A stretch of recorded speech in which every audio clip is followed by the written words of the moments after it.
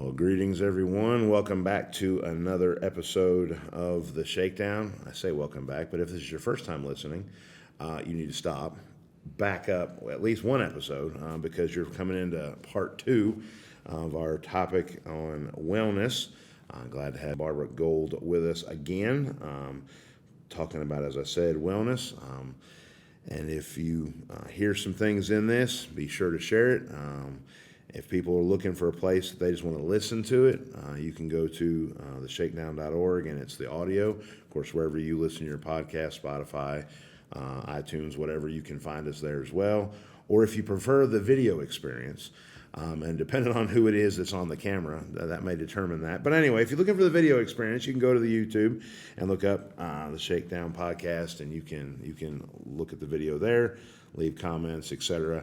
At least try to make the comments, slightly not negative. I mean, just do our best with that. I know we are corrections officers and we have phenomenal senses of humor, but that's beside the point. I digress. We were talking about last time about wellness, and we're dealing primarily with mental wellness. This week, we're probably going to move into a more convicting topic, because if I have issues with mental wellness, probably nobody knows it but me. I can hide that pretty well. I can put on a front. But when we move into the world of physical wellness, that is a little more obvious to the world, whether or not how I am doing that. But, in our conversations in the past and our definite mutual interest in the psychological side of things, there is an obvious and well-documented correlation between physical health and your stress management, your mental health, et cetera. So yes. It's a great segue to go from mental health into physical health. So, obviously something that we don't necessarily focus on a whole lot. But again, we talked about last time, you went to hire in, there was a psychological evaluation you had to take to get hired in. Some jails have, some kind of physical, Yep. Whether it's an obstacle course or whatever it is. Yep. But, okay, you passed that, and now you've been with the sheriff's office or your agency 20 years, and no one's even remotely thought to check and see, are you still healthy? Are you still able to do what you could do before? Right. As long as they can order pants in your size, like they don't ask any more questions. That's it. I love it. Can you wear the uniform? All right, you're good. Let's go. You meet the criteria. You meet the criteria. Oh, that's terrible. It's true, but though. So true. It's really, really true. And a big I want to throw out there before we get going is physical size does not necessarily dictate health. Oh, absolutely. Health is more how you feel. Sure. So if you're a little bit bigger, which, some of us in corrections are, but you're feeling good, you're doing certain things and you feel good. Yeah. I haven't found a doctor in the world that's like, okay, no, I understand you feel good. I understand your labs are still, good, but I'm going to need you to lose 50 more pounds. Right. What? Right. That doesn't happen. Yes. Right? Yes. So it's more about how we feel. Right. Right. So as much as it's probably going to pain me to hear this, I'm just kidding. Just totally kidding. But on a practical level, you think about it, depending on whether your facility, you work 8-hour shifts or 10-hour shifts or 12-hour shifts, doesn't matter. No.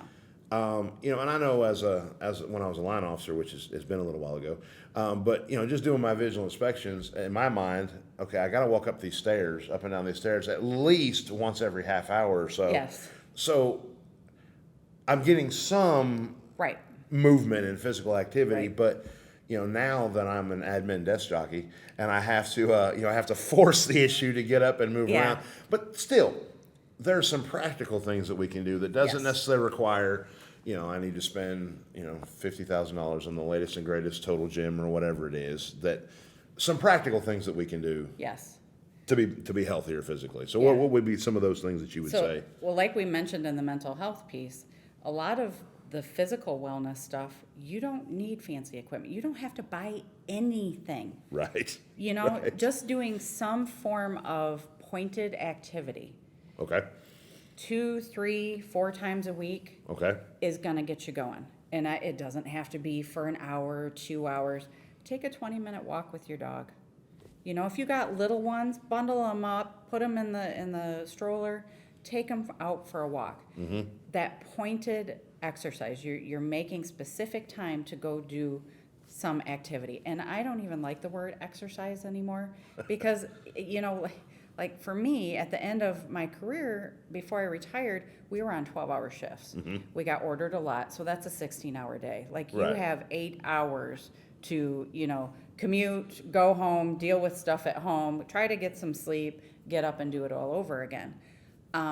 So trying to fit in exercise Sure. and what society has told us, you got to go to the gym, you have to work out, you need to do this, and that's great if you want to, and it's great if you have time to. But if you Right. don't, take that 15, 20 minutes and just go for a walk.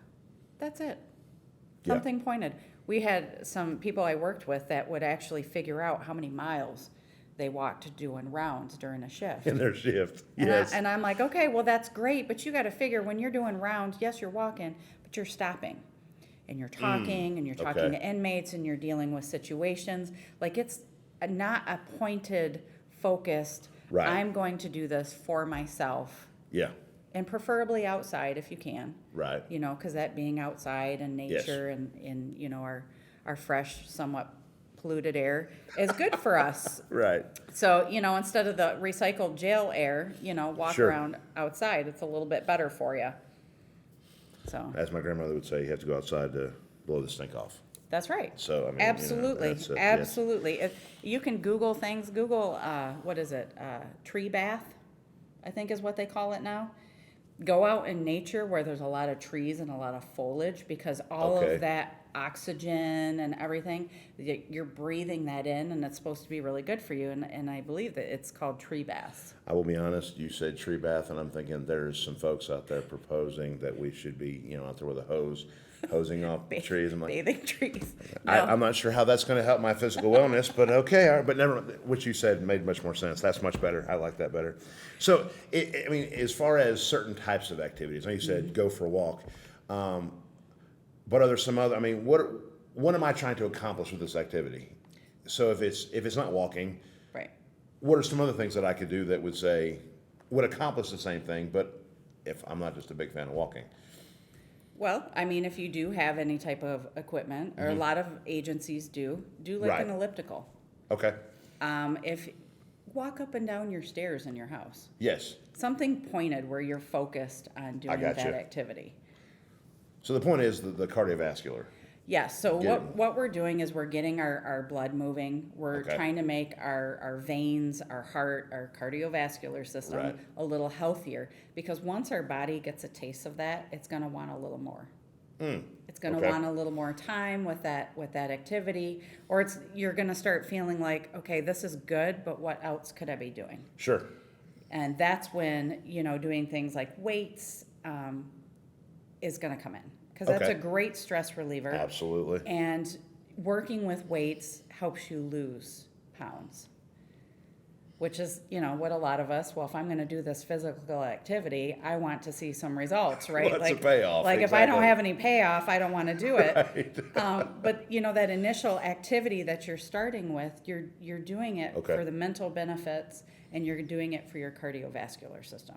That makes sense. That makes Modern sense. medicine only goes so far. Right. And then, Yes. then there's Yes. God, and then, then there's us. We got to do something too. Right. And just praying, Lord, make me skinny probably is not the best I path. haven't heard of it working, but I mean, it's worth if anybody hears of it, I would love to know. I really would.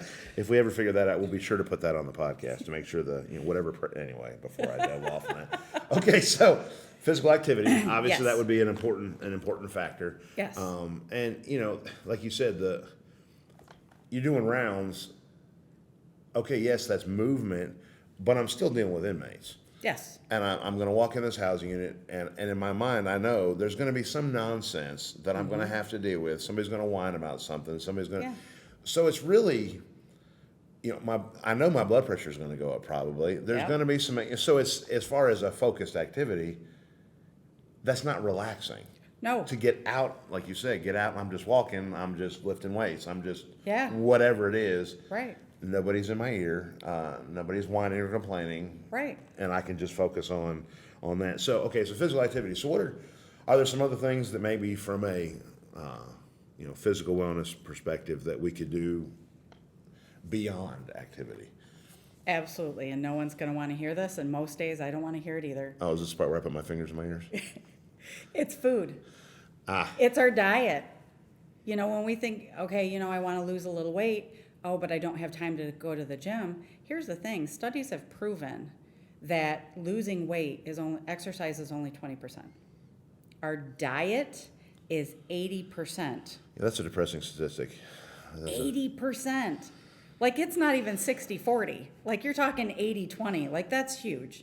But we've become a society of overeating. Sure. And it's almost become acceptable. Right. Yes. If you go to different like government websites where they have the healthy eating plate, this, and it shows you this portion of your plate Right. should be this, and Right. this portion should be veggies, and this. Well, what they don't tell you is that's like a 7 or 8 inch plate. But when most of us sit down to a meal, we're using a 12 to 14 inch plate. Who uses a 7-inch plate? That is. But that's what they base this information off of, but you don't see that Sure. when you go to those websites and you're like, okay, I can do this, this much vegetables, this much meat, I can have, but we're still overeating. Just even if we fit the diagram perfectly. Yes, we're still overeating. I've got 5 extra inches of plate here that I'm filling. Yes. Yeah. Well, and let's face it, we like, if you're working a long shift or you get held over, what do you tend to do? We tend to get fast food. Oh, absolutely. Or everybody on the shift goes out, and you're not going somewhere healthy. You're not going to the vegan place that cuts the vegetables up in front of you. Yes. We're going to that really good pizza spot. That Absolutely. when you lift that, and the cheese and the grease, and it's so good. Absolutely. Because those comfort foods, they release dopamine in our brain and tell us this is fantastic, and that gives us that feel-good feeling. And then we eat it, and we overeat, and then we're like, oh, I don't feel so good. Mm-hmm. And then, a few days later, we got a couple extra pounds. We got to loosen that belt notch one. And it's just a vicious cycle. So is it in your research, is there certain, I don't want to say this, is there certain types of food that are more Yes. detrimental than others? I mean, Yes. I'm probably not going to like this part either, but go ahead. No. Number one is energy drinks. I don't like energy drinks. I'm good. Okay, all right. Does Dr. Pepper count as an energy drink? Well, no, but pop is a close behind. But it's still behind it. It's still behind it. Fantastic. But, yeah, so these energy drinks, they're made with chemicals that there aren't long-term studies that we know how they're going to affect the body. And we drink them because we're tired, we Sure. feel overworked, we go home, Sure. we have a ton of stuff to do at home, we don't get as much sleep as we need to. So we want that pick-me-up, but we Right. don't realize is that pick-me-up is short-lived. So now you're reaching for another monster. Uh-huh. The old saying, everything in moderation, Right. it really is true. If you only had that monster, because you had something unusual happen at home, you Okay. only got those couple hours of sleep before going into work. Okay, so once every couple weeks, you I needed got it. You needed it that day. You had something off the wall. Right. Maybe it was homecoming with your kid, and you had to stay up, make sure they made their curfew at 1 a.m. Right. I don't know, but you were up. You didn't get sleep. That would okay, but you're not having it every day. You're not having Sure. 2 or 3, 4 every day. Sure. That's where we've become this overindulgent society. Right. I mean, if one is good, then 17 are better. It's fantastic, right? We're Absolutely, just going to be absolutely. and get all of our stuff done. Absolutely, yeah. So I'm assuming then when you threw my Dr. Pepper in there, I'm assuming it's the sugar that comes out of that that's the Yes. issue.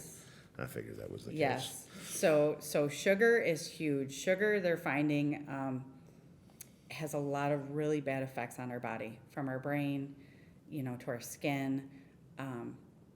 And if you look at different markets, there is an ice cream company, and I won't name any names because I don't want any backlash, but their slogan is "Happy Tastes Good." So that tells us, okay, well, we want to be happy. We want to feel that dopamine release. I Sure. need to go eat this product. And it's good. And it's good, Uh-huh. and it's packed full of sugar. Well, yeah, it tastes good. I'm not going to lie, it tastes good. I enjoy that kind of food every now and then. I'm sure most of you know what I'm talking about. Absolutely. But sugar will actually rewire the neural pathways in our brain and change how we think and can actually lead to depression. Yeah, so it's kind of crazy to think something that we're eating affects our brain and how we process things out, but it does. And then it affects our heart.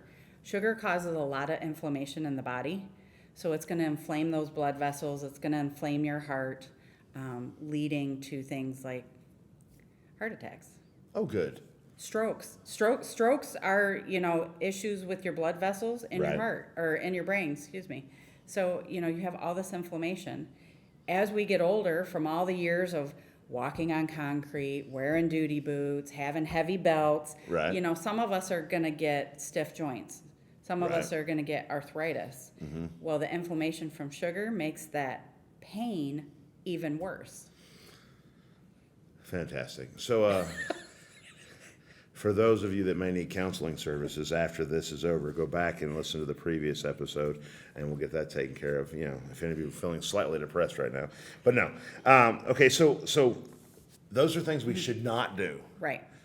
What are some things that we should do? If I'm not supposed to have that energy drink, I'm not supposed to have so much of the cold drinks. Right. What are some things that we can do on the positive side? So we can, and people don't like this, is water. Just drink water. And there's different studies on how much you need, and it can depend on your physical activity. Okay. But water is what rehydrates us. It's astonishing. Our brain is 75% water. So we wonder when we're dehydrated why we get a headache. Huh. Yeah. So, our heart is 79% water. So when we're dehydrated and our heart's trying to figure out what to do, because remember, there's electrical activity in our heart. Right. And it's not wanting to work right. Yeah. That's a problem. And kidneys, 83% water. Well, that's our filtering system for our bodies. So if they're not getting the water that they need to help filter out all the nasty food we're eating, Right. that's not a good thing either. See, this is an educational program, by the way, and if y'all realize this is fan. And I understand if y'all vote me not to come back. No, I'm sorry. Dr. Phil's got nothing on us. We got this right. This is fantastic. But anyway, so so definitely drink more water. Yes. And that makes sense. Yes. Anything else as far as very simple, practical things? Simple, practical things. When you're doing your grocery shopping, that whole shop on the outside, add in a few more fresh things. Okay. So instead of buying the canned corn that's loaded with sodium, get frozen corn or fresh corn. Okay. Simple. Right. Easy, not overwhelming. You can still do a quick Right, dinner with right. frozen corn. But sleep is huge. Probably another area that I would say that most corrections officers do not do No. well with. No, and shift work, and if you get bounced around from shifts, Sure. that's going to make it a lot harder. And there's things that we don't want to do, but I encourage everyone to do kind of like an experiment with themselves. Okay. Take a week and try some of these things and see how it helps, and then the next week can go back to what you were doing before, and see the difference in how you feel. And they're not gigantic things. Sure. I tell people make sure your bedroom is a sanctuary. It should be for two things: sleeping and having fun with your significant other. Right. That's it. Take the TV out. Don't plug in your phone right next to your head. Right. I've seen people, it's on my nightstand. It's still right next to your head. If you can't put it in the other room, just put it across the room. Sure. So it's when you wake up in the middle of the night, you're not grabbing it. Right. You're not tempted to grab it and look at it. Something else is, make sure your room's a little bit cooler. Add in a fan. Mm-hmm. You're going to sleep better. Make sure your bed is comfortable. there's a couple things us as humans do, and COs specifically with like our boots. We don't buy good boots. We're on our feet all day, but we're not going to buy good boots. Well, and as a consumer population, we don't spend a lot of money on a good bed. Something we use every day. Right. You know, every day. We don't spend a lot of money on it. Get yourself a good mattress. You know, it's going to be really, really important that you sleep at night. That's when your body repairs itself. Right. You know, that's when it heals any of the damage we might have done from food, drink, physical stuff at Right. work. That's when it heals itself. So make sure your bedroom is conducive to sleeping. And watch what you do before bed. Like, try to put your phone up an hour before bed. Don't be watching these crazy murder crime series before you go to bed, because that wires your brain and that starts signaling that hypervigilance that you're used to at work. Right. So, you know, try to be calming. I'm not going to say read a book, because not everybody likes to read a book, but find a little more mild show Sure. before you go to bed. Sure. You know, and these aren't huge things. I think the phone is probably the biggest for a lot of us. You know, if you have any type of social media platform that you enjoy Right.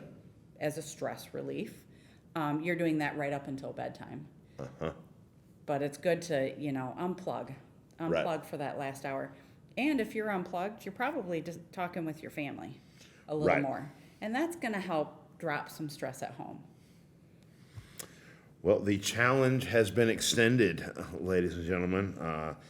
And I'm curious, excuse me, some of y'all, some of the things that we've talked about, give it a go and let us know what the research shows in your personal experience. But some awesome information. And guys, as we said at the end of the last episode, the truth of the matter is nobody's going to see after us better than us. If it's not important to me to make sure that I'm okay, that I'm healthy, whether it's mentally or whether it's physically, I can't expect anybody else to put a lot of focus on it either. So some good stuff. Put it into practice. Let us know the results that you're seeing. As always, guys, you can catch us on the website, theshakedown.org, or YouTube, the Shakedown Podcast, or wherever you choose to listen to podcasts. But you can email us at theshakedown@jailtraining.org and let us know how things are going for you. But looking forward to doing a couple more episodes with Miss Barbara, so tune in next week as we continue this saga, if you will. But in the meantime, guys, as always, stay sharp, stay safe, stay vigilant. Godspeed.